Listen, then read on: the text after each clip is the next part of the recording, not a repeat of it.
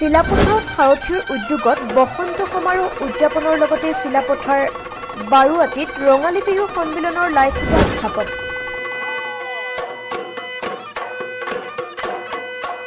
ৰাজ্যৰ ভিন্ন প্ৰান্তৰ লগতে শিলাপথাৰত অব্যাহত আছে ৰঙালী বিহুৰ আনন্দ।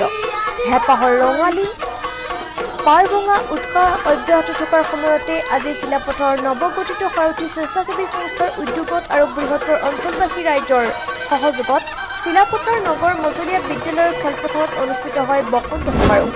এক ব্যতিক্ৰমী চিন্তা চৰ্চাৰে অঞ্চলটোৰ আশীৰ ঊৰ্ধৰ ককা আইতা লগতে বহু গণ্যমান্য লোকক বিহুৱানেৰে সম্বৰ্ধনা জনাই সকলোকে বিহু লাড়ু পিঠা জা জলপান খুৱায়। সমাৰোহত দিনজোৰা কাৰ্যসূচীৰে উদযাপন কৰে মুকলি বিহুৰ অনুষ্ঠান।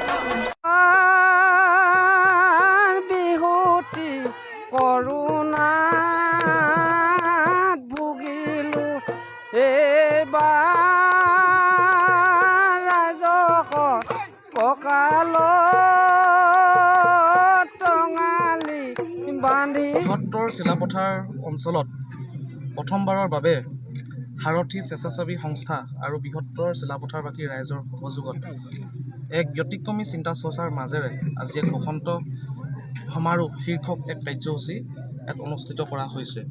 ইয়াত শিলাপথাৰৰ লগতে বিভিন্ন প্ৰান্তৰ প্ৰায় 80 ব্যক্তিক প্ৰায় 70 ব্যক্তিক ইয়াত জ্যেষ্ঠসকলৰ আমাৰ বিহু কমিটিৰ ফালৰ পৰা তেওঁলোকৰ ওচৰত আশীৰ্বাদ গ্ৰহণ জা জলপান খোৱা ইত্যাদি পৰ্ব চলি আছে। আৰু পৰৱৰ্তী সময়ত সামগ্ৰিক প্ৰেক্ষাপটত বিহুৰ সম্পৰ্কত আৰু অতীতৰ বিহু আৰু বৰ্তমান বিহু সম্পৰ্কত আমাৰ ইয়াত কেইবাজনো বিশিষ্ট বুদ্ধিজীৱী লেখক উপস্থিত আছে। তেওঁলোকে আমাৰ পৰৱৰ্তী কাৰ্যসূচী চলাই নিব।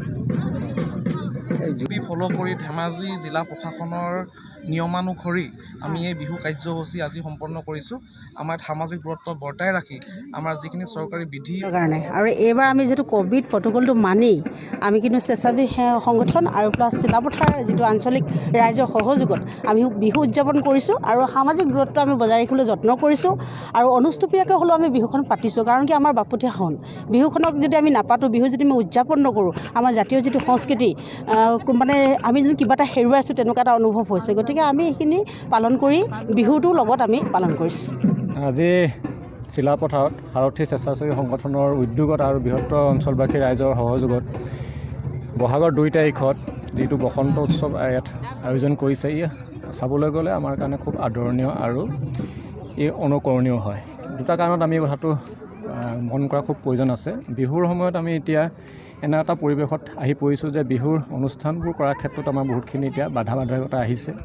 অলপ আগতে ইয়াত আমি জেং বিহু পৰিৱেশন কৰাৰ সময়তো শুনিলোঁ যে এতিয়া বিহু। ইফালে শিলাপথাৰৰ বাৰুৱাটি লাচিত যুৱ সংঘৰ সৌজন্যত ৪ৰ্থদশ আঞ্চলিক বাৰুৱাটি বিহু সন্মিলন অহা ২৬, ২৭ আৰু ২৮ তিনিদিনীয়া বৰ্ণাঢ্য কাৰ্যসূচীৰে উদযাপন কৰাৰ আজি লাইখুটা স্থাপন কৰা হয়। বাৰুৱাটি অঞ্চলত আমি ৪ৰ্থ বাৰ্ষিক বিহু মেলা অনুষ্ঠিত কৰিছোঁ। যিহেতুকে আমাৰ যোৱাবাৰ ক'ভিডৰ কাৰণে বিহু মেলাটো অনুষ্ঠিত কৰিব নগ'ল, এইবাৰ ৰাইজে উলহ মালহেৰে আপোনাৰ সকলো আহি ইয়াত সহযোগিতা কৰিছে। আমি 3 দিনীয়া বৰ্ণাঢ্য কাৰ্যসূচীৰে এইটো কৰিবলৈ লৈছোঁ।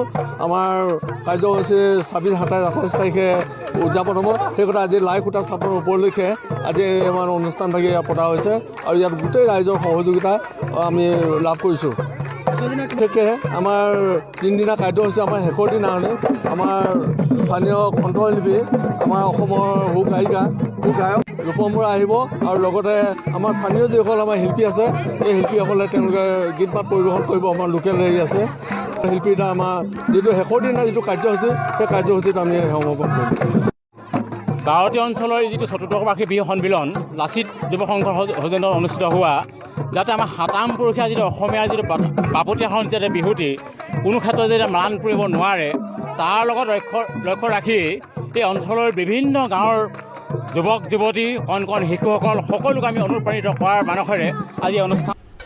কাৰ্যসূচীৰ অন্তিম দিনটোত সাংস্কৃতিক সন্ধিয়াৰ মুখ্য আকৰ্ষণ কণ্ঠশিল্পী ৰূপম বৰা আৰু হিমাশ্ৰী গগৈৰ গীতৰ শৰাই।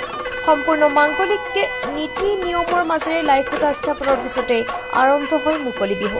কণ কণ শিশুৰ পৰা বহু বয়স্ক লোকলৈকে কঁকাল ঘূৰাই নাচি আনন্দত মতলীয়া হৈ পৰে লাচিত যুৱ সংঘ প্ৰাংগণ।